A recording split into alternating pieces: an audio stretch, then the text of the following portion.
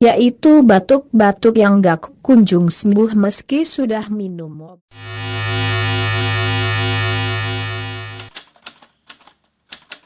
Awalnya pada 9 September papa saya dinyatakan positif COVID-19. Sebelum dinyatakan positif, kondisi papa saya itu cukup menunjukkan gejala, yaitu batuk-batuk yang gak kunjung sembuh meski sudah minum obat batuk. Kurun waktunya pun lama, sekitar 3 mingguan. Disusul dengan sesak nafas, dan yang paling fatal adalah demam tinggi yang kadang hilang kadang muncul. Nah, karena kondisinya yang tidak memungkinkan untuk isolasi di rumah, akhirnya dibawa ke RSUD Pondok Gede Bekasi. Lanjut kita semua sekeluarga melakukan swab tes dari puskesmas. Saya, mama, dan 2 adik saya. Setelah papa dinyatakan positif COVID-19 dan dibawa ke RS, kami sudah sepakat untuk melakukan protokol kesehatan di rumah sambil menunggu hasil swab tes kami dari puskesmas. Lalu pada tanggal 14 September 2020 barulah keluar hasil swabnya, menyatakan mama saya positif COVID-19. Tapi karena mama saya tidak ada gejala OTG, pihak puskesmas menyarankan untuk isolasi di rumah. Meningkatnya kasus positif virus COVID-19 yang cukup signifikan ini, menunjukkan bahwa penularan virus di masyarakat masih terus terjadi. Lalu bagaimana jika ada salah satu dari anggota keluarga yang ternyata positif COVID-19 dan menjalani isolasi di rumah? Berikut tips yang dibagikan dari saya yang menjalani isolasi di rumah bersama pasien COVID-19, yang mana pasien tersebut adalah orang tua saya. 1. Percaya diri dan jangan panik. Percaya saja apa yang terjadi hari ini bukan ujian, melainkan nikmat yang Allah berikan untuk menaikkan derajat hamba-hambanya. Allah kasih nikmat ini pasti ada hikmahnya, yaitu untuk kita jauh lebih sabar, tawakal, ikhlas dan semakin dekat dengan Allah Sang Pencipta. Usahakan juga jangan sampai panik, karena kalau panik semua yang dilakukan akan serba salah dan akan berantakan. Insya Allah kalau kita tenang semua akan berjalan dengan baik. 2. Hindari kontak dekat dengan orang yang tinggal serumah.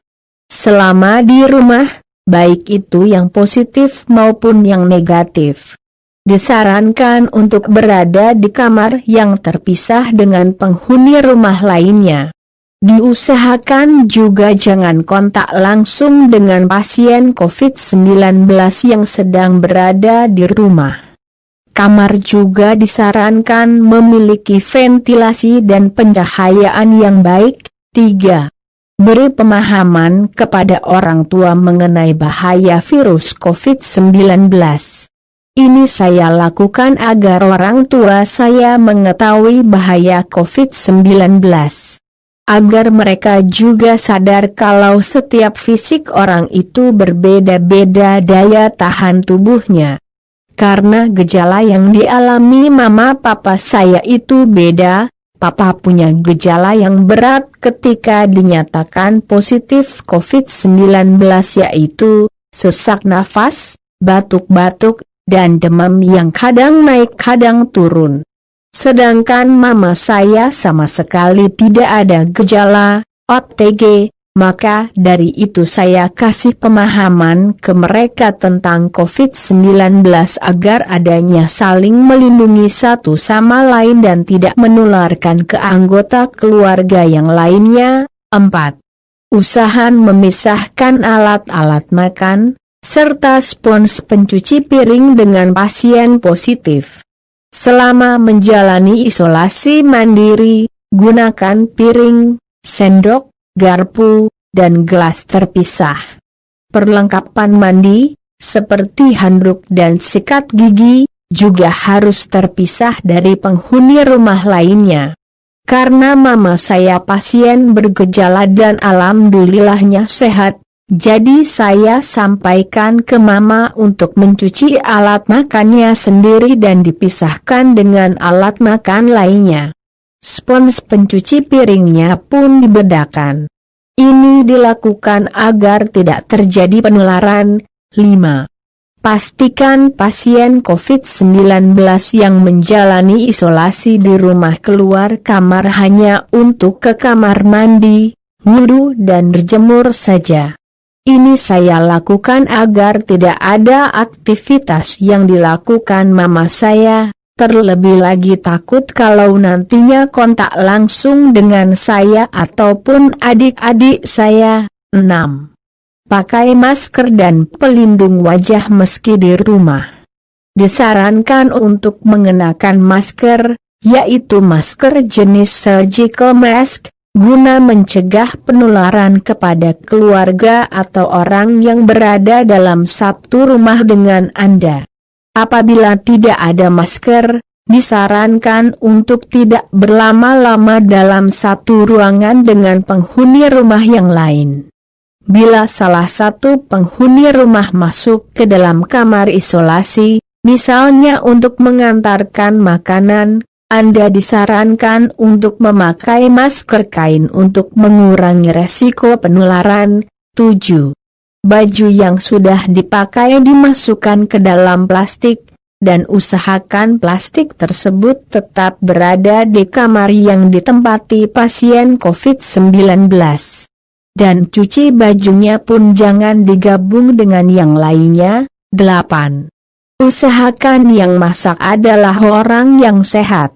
Biasanya yang masak makanan pasti mama, karena mama sedang dalam masa isolasi, jadi usahakan yang masak adalah orang yang sehat.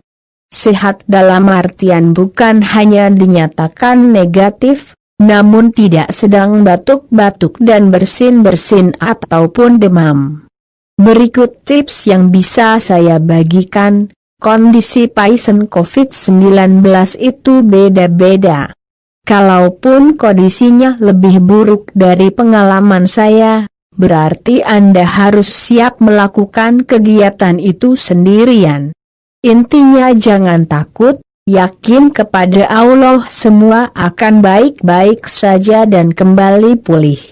Dan jangan lupa pakai alat pelindung diri, hand sanitizer, masker, pelindung wajah, dan sesering mungkin semprotkan desinfektan ke area-area yang sering didatangi oleh pasien COVID-19, seperti kamar mandi contohnya.